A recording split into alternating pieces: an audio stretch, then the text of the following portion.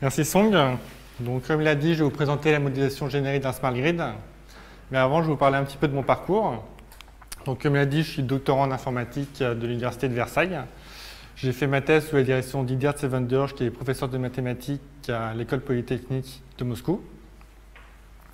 Et au cours de ma thèse, j'ai eu la chance de travailler dans divers projets industriels et scientifiques, notamment EPIC 2.0, qui regroupe de grands industriels du secteur énergétique, comme Alstom, mais aussi de l'immobilier, comme Bouygues, ainsi que divers scientifiques, comme par exemple Supélec. Donc, au cours de tous ces grands projets, j'ai pu dialoguer avec eux pour la mise en place d'un réseau électrique intelligent. Donc, ma présentation va se dérouler en 4 points. Dans un premier temps, je vais vous introduire le concept de smart grid et surtout qu'est-ce qu'une modélisation générique. Dans un deuxième temps, je vais appliquer une analyse systémique à notre problème qui est le smart grid. Ensuite, je vais vous montrer la modélisation du smart grid pour finir vers le système intelligent. Donc, nous allons commencer par l'introduction. Donc, qu'est-ce qu'un smart grid et qu'est-ce qu'une modélisation générique? Donc, notre réseau électrique a à peu près 130 ans. Il est basé sur les travaux de Nikola Tesla de 1888. Et avec la troisième révolution industrielle et numérique, on a de nouveaux problèmes du fait que notre réseau n'est pas capable d'intégrer toutes les nouvelles technologies. Donc, ça va créer des problèmes au niveau de la production et de la consommation. Par exemple, au niveau de la production, on a du mal à intégrer les énergies renouvelables.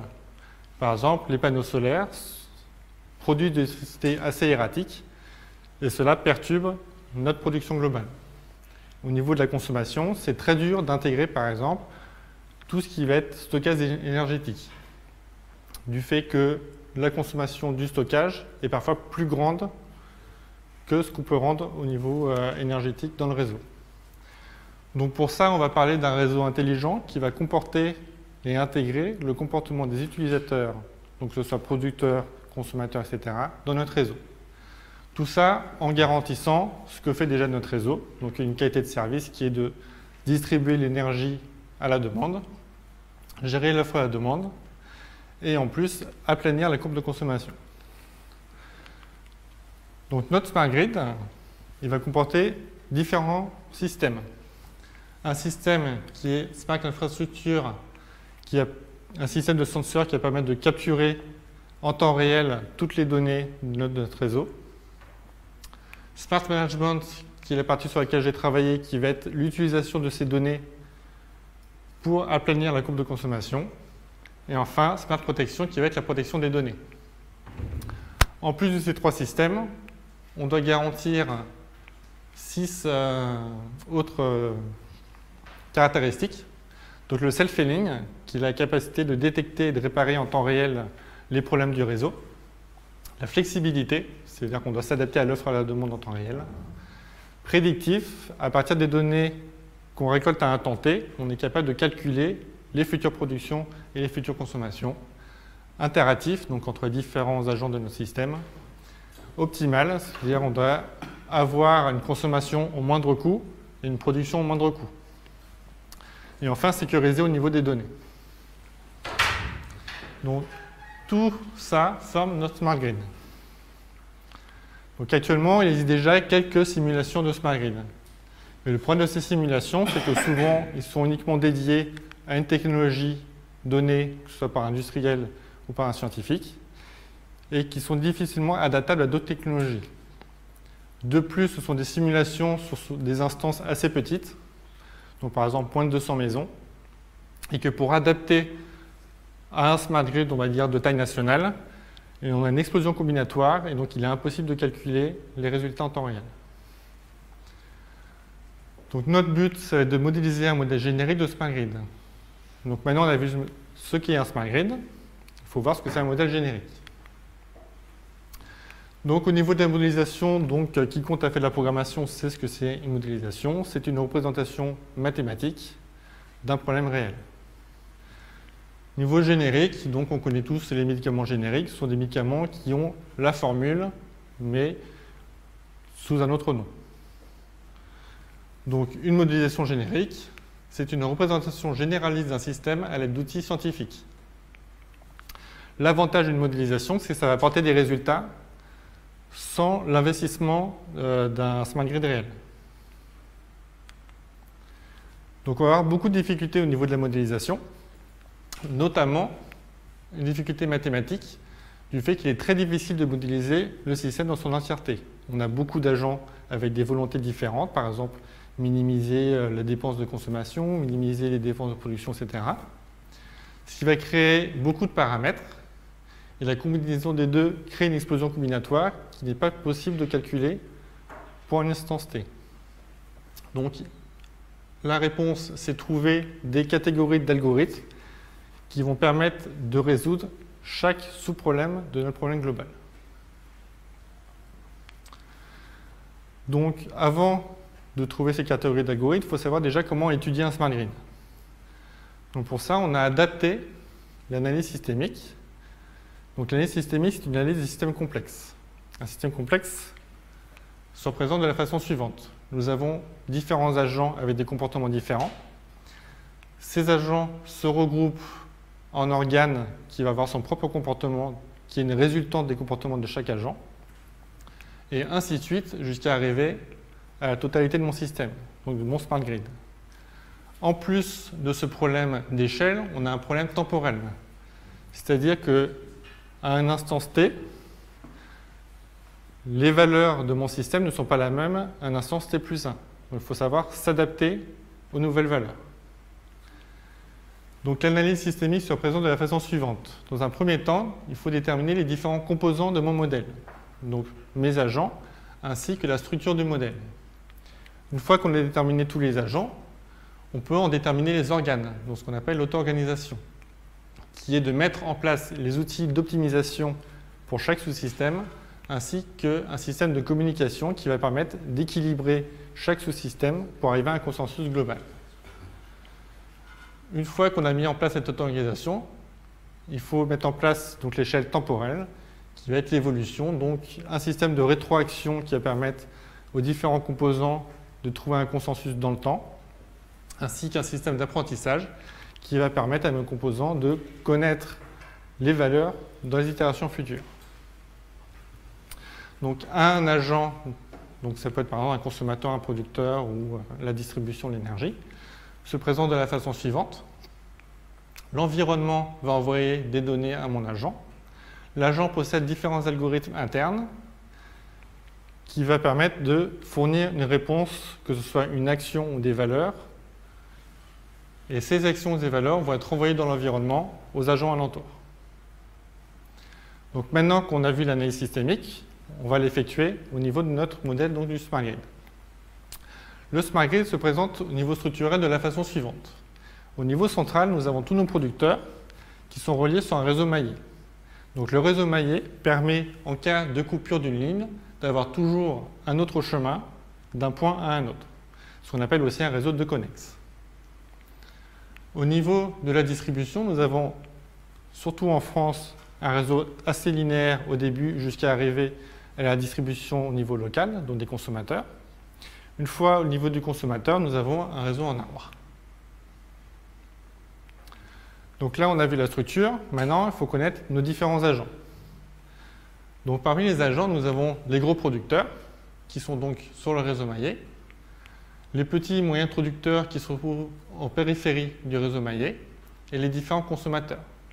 Donc les consommateurs, ça peut être un industriel, un commercial, une maison, c'est un consommateur. Le consommateur peut aussi avoir des énergies renouvelables locales. Donc on va voir par la suite comment traiter ces problèmes-là. Donc maintenant, on va voir l'auto-organisation. Donc notre smart grid possède 3 organes. Le premier organe est le niveau local. Donc c'est l'arbre de distribution en fin de chaîne. Ce niveau local doit gérer la domotique. La domotique, c'est ce qu'on appelle les appareils intelligents. Ces appareils sont capables de connaître en temps réel leur consommation, mais aussi d'agir sur celle-là. Donc par exemple la préemption qui est de consommer dans un temps futur, ou l'effacement.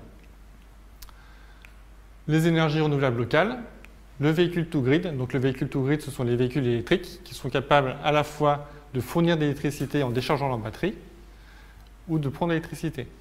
Donc c'est à la fois un consommateur et un producteur.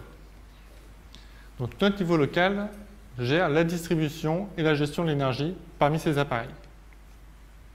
Le deuxième organe est le microgrid, qui est aussi appelé agrégateur. Le microgrid est un regroupement de niveau local. C'est la liaison entre le réseau de distribution et le consommateur. Ce microgrid doit gérer l'offre et la demande, c'est-à-dire qu'il va recevoir une certaine quantité d'énergie. Les consommateurs sous sa responsabilité ont besoin d'une certaine quantité d'énergie et il faut trouver un équilibre entre les deux. Et il doit aussi gérer les comportements des utilisateurs.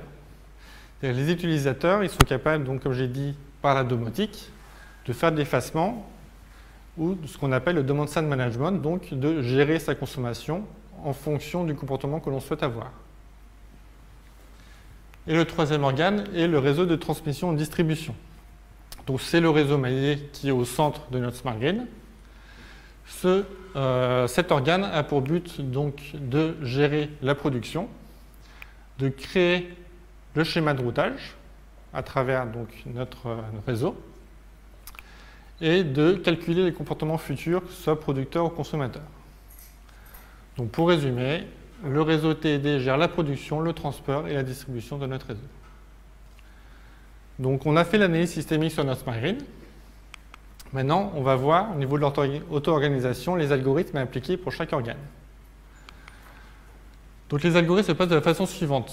Nous sommes sous un modèle synchrone par itération. C'est-à-dire que toutes les données sont prises en même temps. On effectue les algorithmes et les calculs jusqu'au temps suivant. Donc dans notre exemple, on a un temps de 5 minutes entre chaque itération. Dans notre réseau, on va avoir deux actions. Une action bottom-up, donc du bas vers le haut, et une action top-down, qui est du haut vers le bas. L'action bottom-up va servir à mettre à jour les données, calculer un schéma de consommation possible, voir si ce schéma de consommation est viable de notre réseau.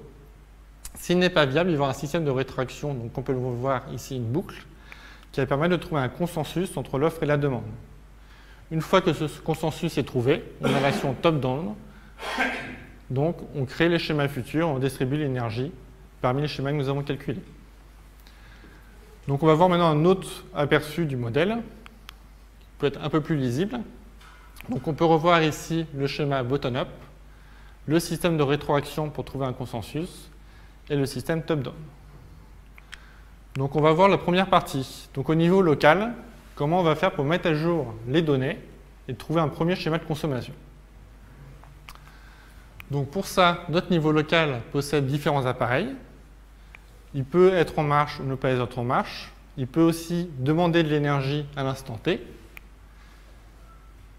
Donc en fonction des prévisions, on va savoir déjà est-ce qu'on colle par rapport au schéma de consommation que l'on a calculé aux itérations précédentes. Si on colle, dans ce cas-là, on peut directement envoyer au microgrid nos données, comme quoi on a calculé le bon schéma de consommation, et on peut passer à l'itération d'après. Dans le cas contraire, ce qu'on va faire, c'est calculer un problème de sac à dos. Donc le problème de sac à dos, c'est un problème, donc comme le nom l'indique, on a des objets qui vont avoir un certain volume et une certaine utilité. Donc l'utilité, c'est une valeur.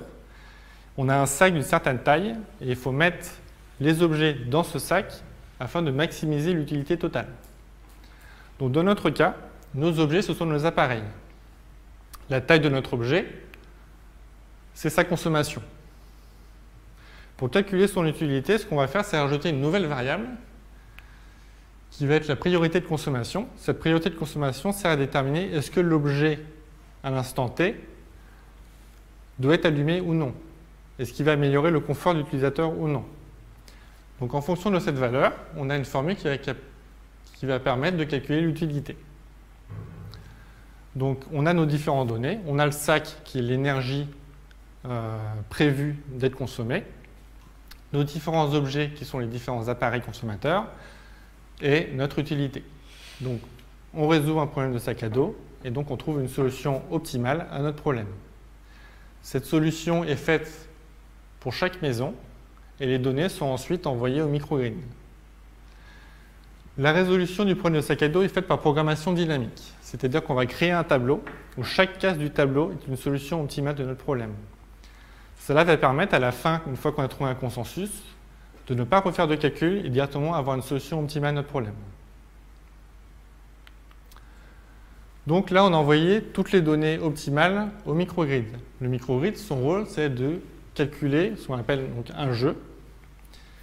Donc c'est une enchère qui va déterminer de combien le microgrid a besoin de consommer à l'instant T. Donc ça se présente sous la forme suivante. Chaque maison envoie ses données au microgrid.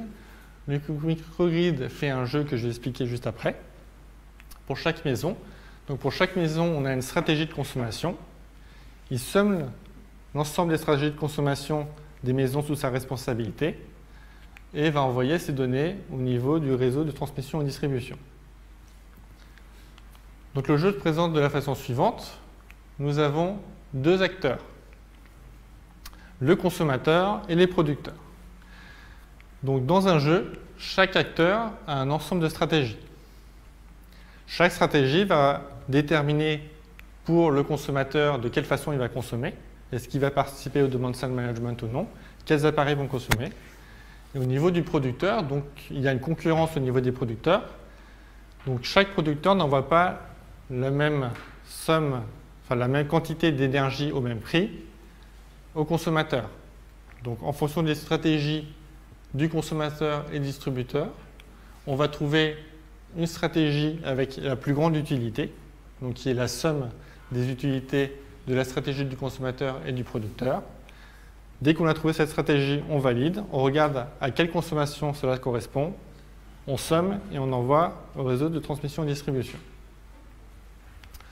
Donc pour l'instant, ce qu'on a fait, c'est qu'on a mis à jour nos données, on a calculé un schéma de consommation viable, on regarde si notre niveaux locaux vont participer à une stratégie de demand side management ou non, et on envoie toutes ces données au niveau de transmission et distribution. Donc, les microgrids envoient la réponse. Le problème, c'est que notre réseau, d'un temps t-1 à un temps t, il ne va pas être identique. Des valeurs qui vont changer.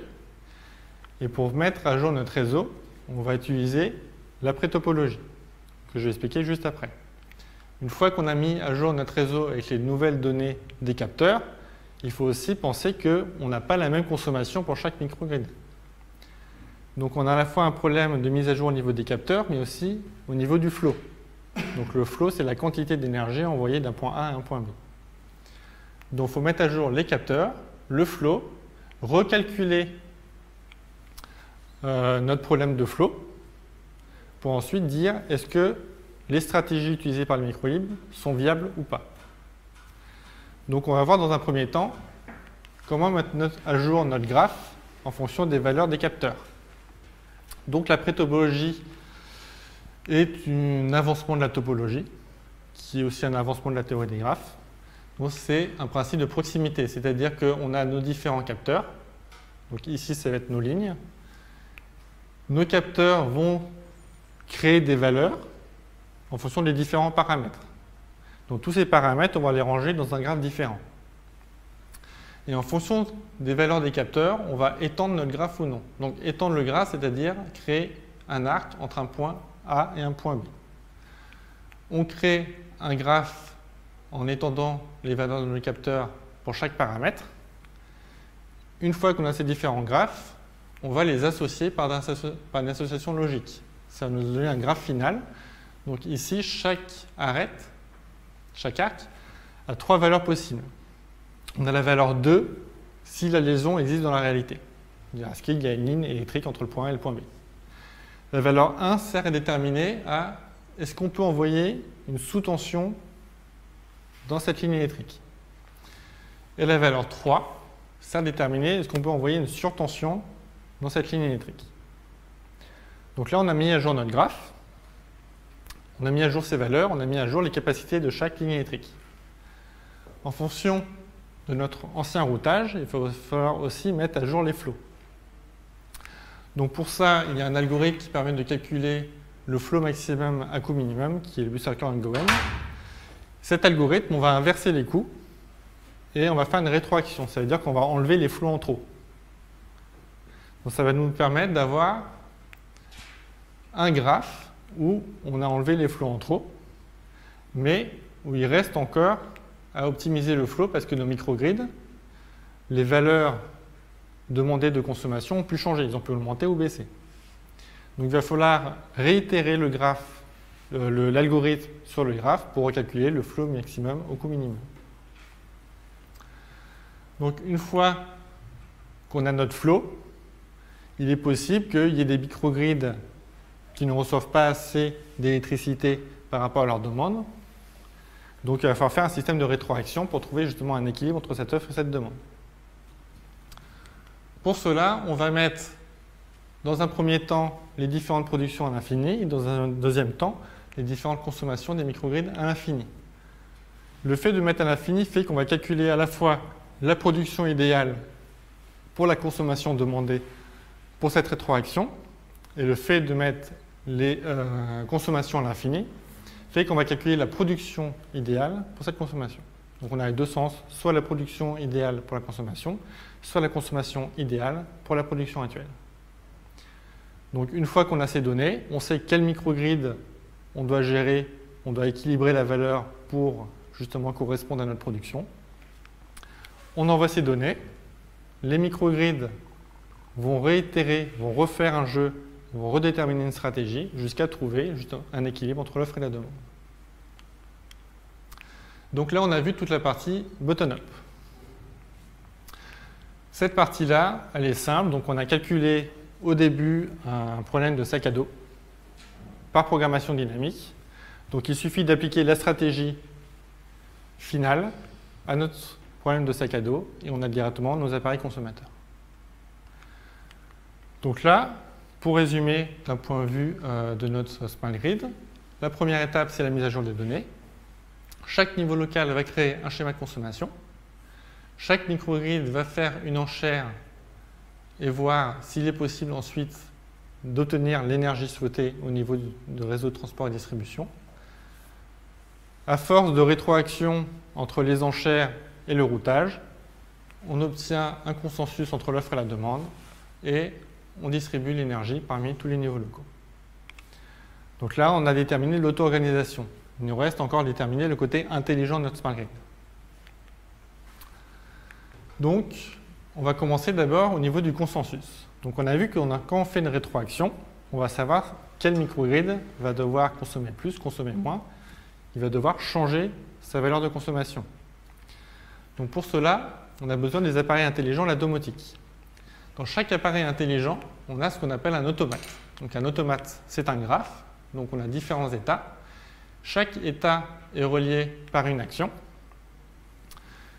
Et dans notre graphe, on ne peut que être dans un seul état à un temps donné. Donc l'état de mon automate va déterminer la consommation de mon appareil de domotique. Au niveau de la rétroaction va envoyer justement une action à mon automate. Cet automate va pouvoir changer son état via l'action et donc on va connaître sa nouvelle consommation.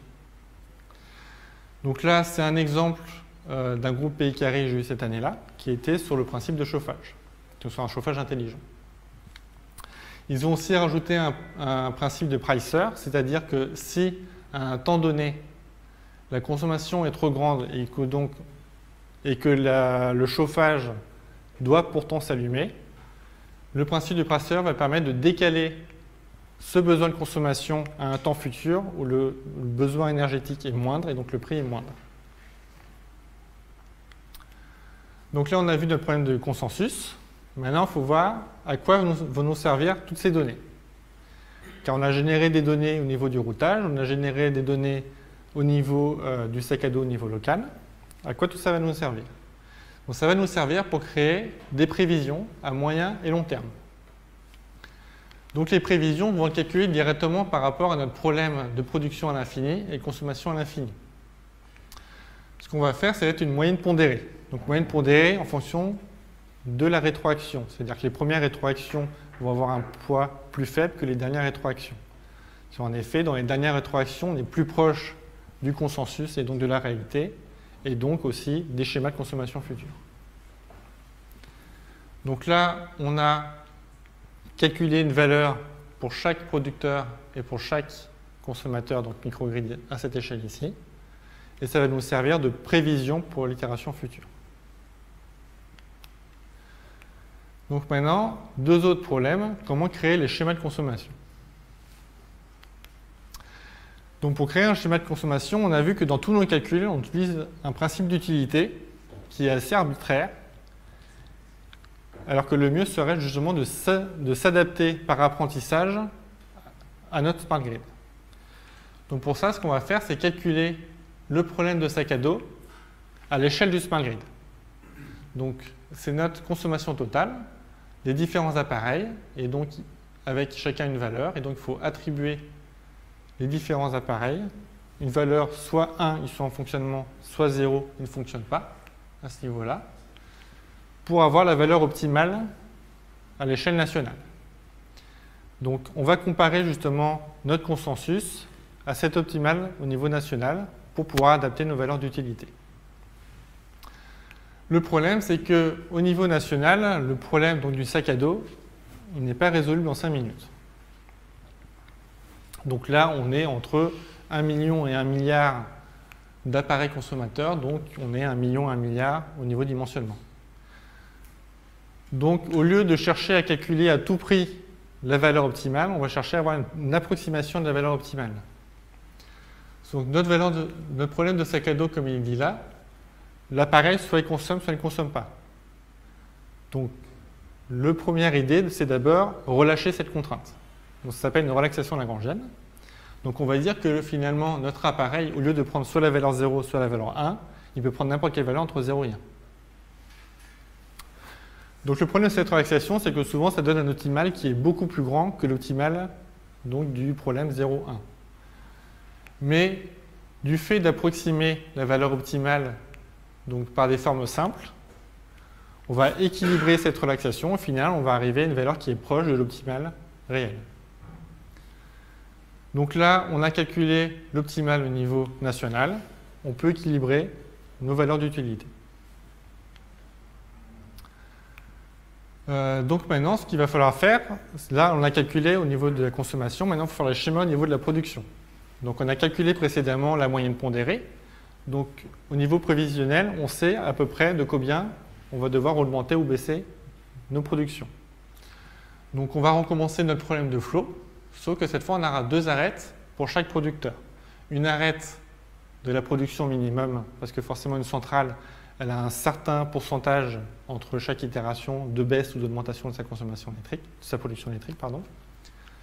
Donc on a son minimum et son maximum. On calcule notre problème de flot au coût minimum, et donc pour chaque producteur, on a son évolution pour l'itération d'après. On a encore un autre problème, c'est que là, on a géré les schémas de production, les schémas de consommation, mais on n'a pas d'aperçu de notre courbe de consommation totale. Et comme j'ai dit tout au début, l'idée première est d'aplanir la courbe de consommation, à la fois pour réduire les coûts de production, mais aussi pour éviter les pics de consommation et les perturbations dans notre réseau.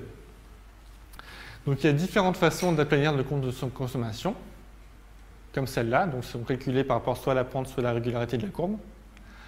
Mais on s'est rendu compte qu'au final, ces calculs prenaient trop de temps. Ils ne sont pas faisables en 5 minutes. Donc ce qu'on va faire, c'est qu'en fait, à notre point ici, donc qui est la consommation en temps t, tout cela sont déjà calculés, donc c'est le temps t-1, etc. Et on va appliquer un principe de Lipschitz, donc c'est calculer la pente de la courbe au temps t et temps t plus 1 pour aplanir la courbe de consommation. Donc là, on a un K qui est assez grand, et si K est petit, donc notre évolution possible est beaucoup plus fine. Donc le fait de garantir que notre fonction est Lipschitz avec K petit garantit que notre courbe de consommation va être aplanie au cours du temps. Donc on a vu notre action bottom-up, notre rétroaction, la action top-down. Maintenant, à quoi va nous servir ce smart grid? Donc, bien sûr, c'est un intérêt économique. Cet intérêt économique est à la fois au niveau du producteur et du consommateur. Donc l'intérêt économique au niveau du producteur, c'est le lissage de la courbe. Du fait qu'on ait lissé la courbe et qu'on évite les pics de consommation, fait qu'on n'a pas besoin d'utiliser tout ce qui va être les centrales thermiques, que ce soit charbon, etc. Et donc on va diminuer fortement le coût de la production d'électricité.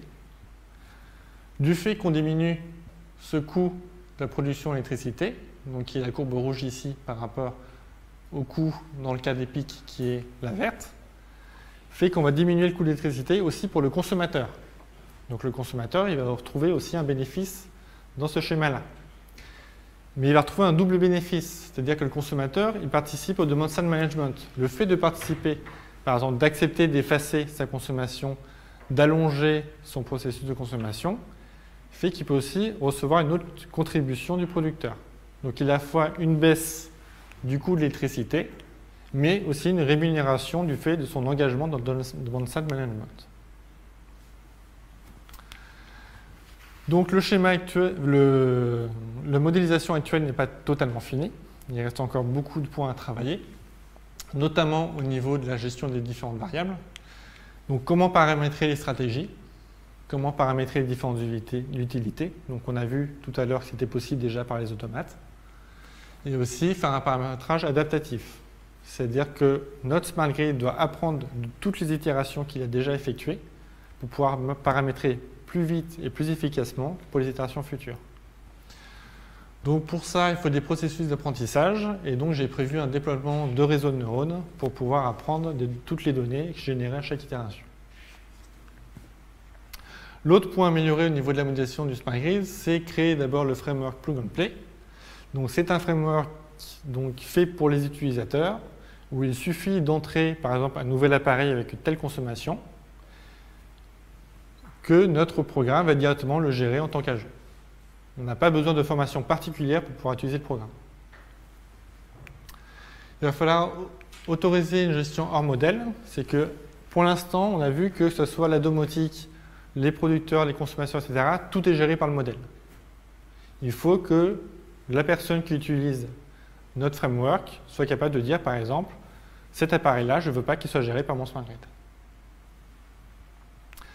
Autoriser une compétition entre les microgrids. Donc on a vu que chaque microgrid fait un jeu, envoie ses résultats au réseau de transmission et distribution, regarde si le routage est possible, s'il est possible ou s'il n'est pas possible, il va mettre à jour ses différentes stratégies. Donc tout cela se fait sans compétition. Ce que l'on veut, c'est que les différents microgrids puissent interagir entre eux. Par exemple, un microgrid va dire à un autre microgrid, en échange d'une certaine rémunération, je veux que tu fasses de l'effacement, par exemple, pour les 2 heures à venir. Donc chaque compétition au niveau des microgrids, mais aussi au niveau des producteurs. Donc quand je calcule les productions futures, c'est un flow maximum à coût minimum, dont je ne prends pas en compte la volonté des différents producteurs. Et bien sûr, à améliorer les différents automates de la domotique. Donc pour ça, au niveau du framework, on a besoin d'un modèle multi-agent, donc qui est une façon de programmer pour justement les systèmes complexes. Et au niveau de la domotique, on va changer les automates par des chaînes de Markov cachées. Donc ce sont des chaînes de Markov cachées. C'est un automate donc, au niveau de la théorie du langage, dans laquelle on rajoute des chaînes de Markov. Donc des possibilités de changer l'état grâce à des probabilités. Donc les différentes publications qui ont été faites au cours de ma thèse.